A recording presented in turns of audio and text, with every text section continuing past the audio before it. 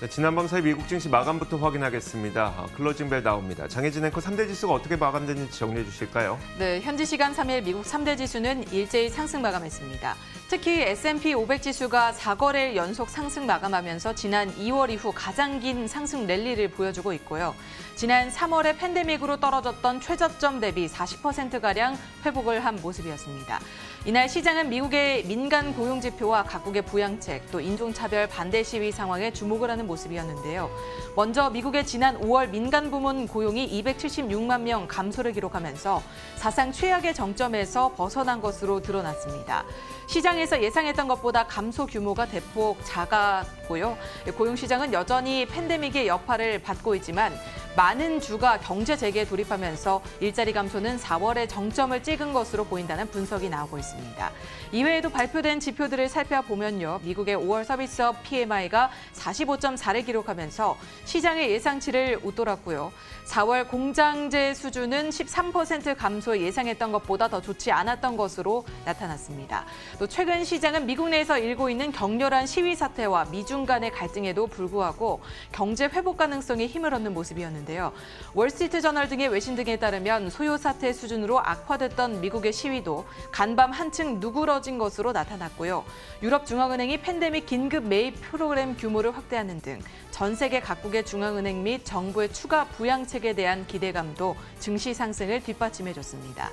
트럼프 대통령 역시 이르면 이번 주에 추가 부양책에 대해서 논의할 계획이라고 밝히기도 해 앞으로 시장은 더 큰 힘을 얻을 수 있을 것으로 기대가 되고 있습니다.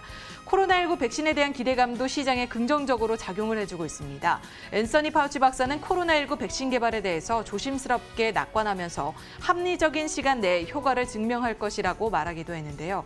다만 미국과 중국의 갈등에는 계속해서 주시를 해주셔야겠습니다. 트럼프 행정부는 중국 항공사가 미국으로 비행하는 것을 금지한다고 전했는데요. 이달 16일부터 이 조치가 적용될 예정이라서 앞으로 계속해서 주시를 해야 될 부분입니다. 더 자세한 소식은 외신을 통해서 설명해 드리도록 하겠습니다. 보다 자세한 마감 상황도 확인을 해보시죠. 다우지수 이날 양호한 흐름을 보여줬습니다. 상승 출발해서 오름폭을 키워나가는 모습이었는데요. 2%대의 상승세 기록하면서 26,269포인트의 거래 마쳤습니다. 이어서 나스닥 지수도 함께 확인을 해보시죠. 0.78% 상승에 9,682포인트의 거래 마쳤습니다.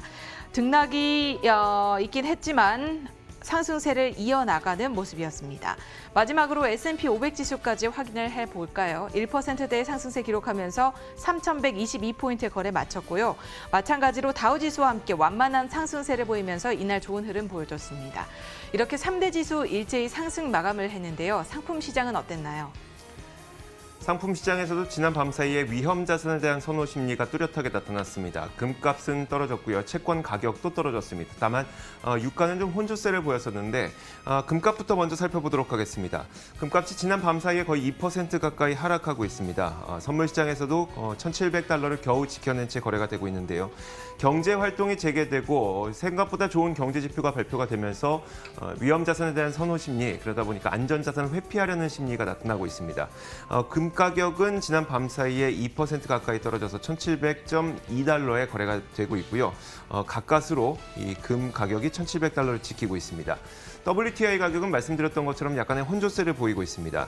오펙에서 추가 감산을 합의하게 될 것이냐를 좀 지켜보고 있는데 일단 월스트리트 저널에서는 이 보도한 바에 따르면 하루 970만 배럴의 감사를 7월 말까지 한 달 더 연장하기로 합의했다고 보도를 하긴 했습니다. 하지만 여기에다 더불어서 오펙 회담을 6월 4일로 앞당겨 진행하는 것도 합의했다고 전했는데 일단 합의가 실제로 이루어질지 여부를 좀 지켜보자는 심리가 강했던 것으로 보입니다.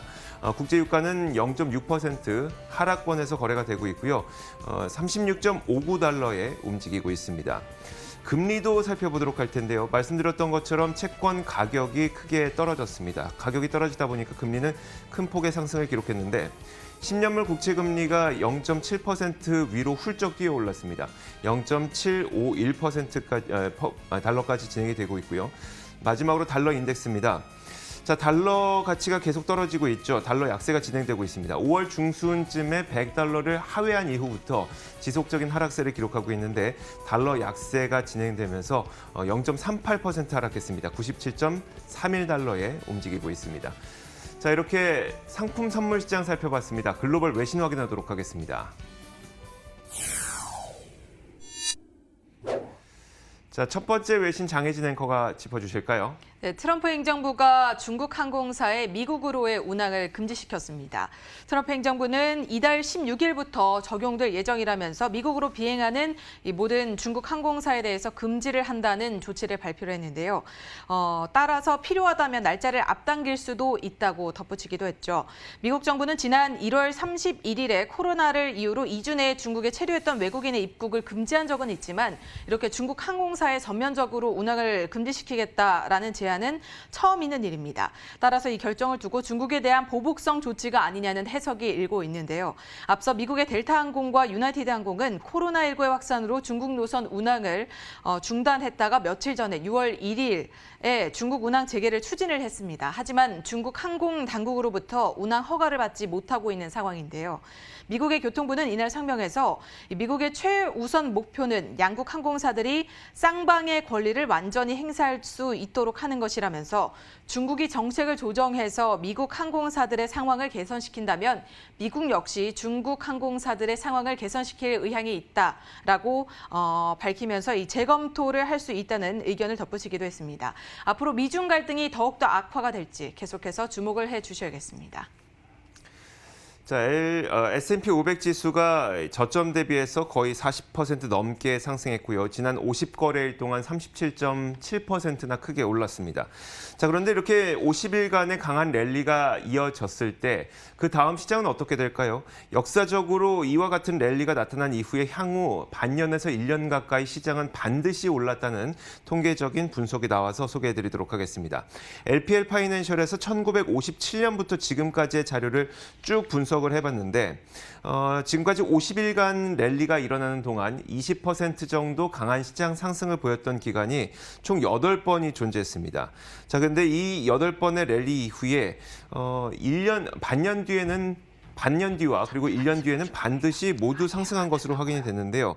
보면은 6개월 뒤에는 무조건 상승했고 12개월 뒤에도 무조건 올랐습니다. 평균적으로 보면 6개월 뒤에 10.2%가 올랐고 1년 뒤에는 17.3% 예외 없이 8차례 모두 올랐다는 것인데 자, 이번에도 50일 동안에 아주 강한 랠리가 이어졌죠. S&P 500 지수는 저점 대비 41.7% 올랐고 지난 2월 고점까지도 9%밖에 남지 않았습니다. 물론 역사적 통계가 미래를 보장하는 건 아니지만 이렇게 70년 동안 누적된 통계가 보여준 시장 상승을 이번에도 경험할 수 있을지 한번 기대해 보는 것도 좋을 것 같습니다.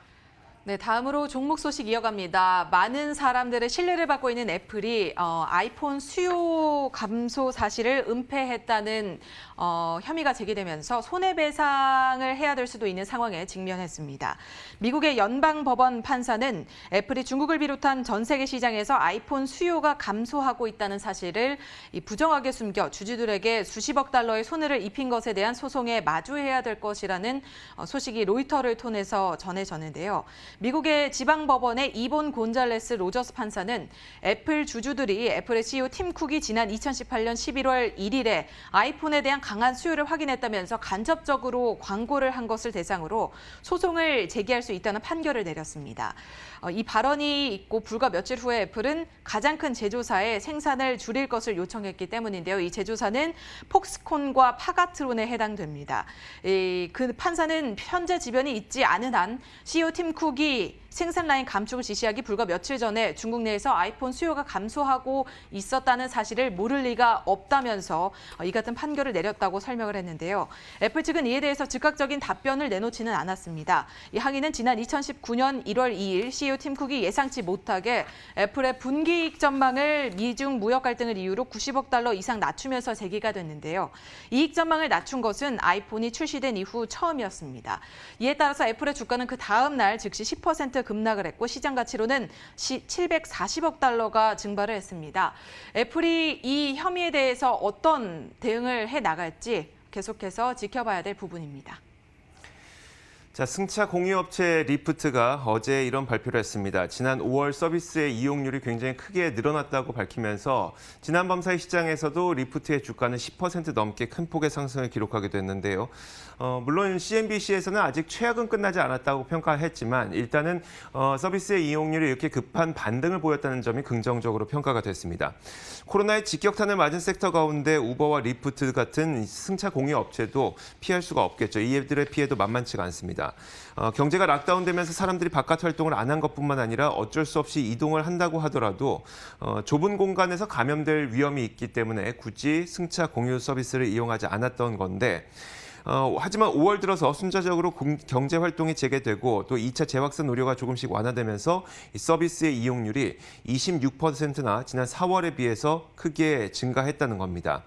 다만 여전히 작년 같은 기간에 비해서는 약 70%가량 적은 수준의 이용률을 기록하고 있어서 CNBC는 아직 최악이 끝난 것은 아니라고 평가하긴 했는데요. 포스트 코로나 시대에는 언택트를 비롯한 뉴노멀이 자리 잡게 될 것이라는 전망이 많은 가운데 사람 간의 컨택트를 많이 할 수밖에 없는 이런 승차 공유 서비스의 운명은 어떻게 될지 앞으로 좀 지켜봐야 될 것으로 보입니다. 자, 이렇게 글로벌 외신 살펴봤습니다. 이어서 맨해튼 나우 이어가도록 하겠습니다.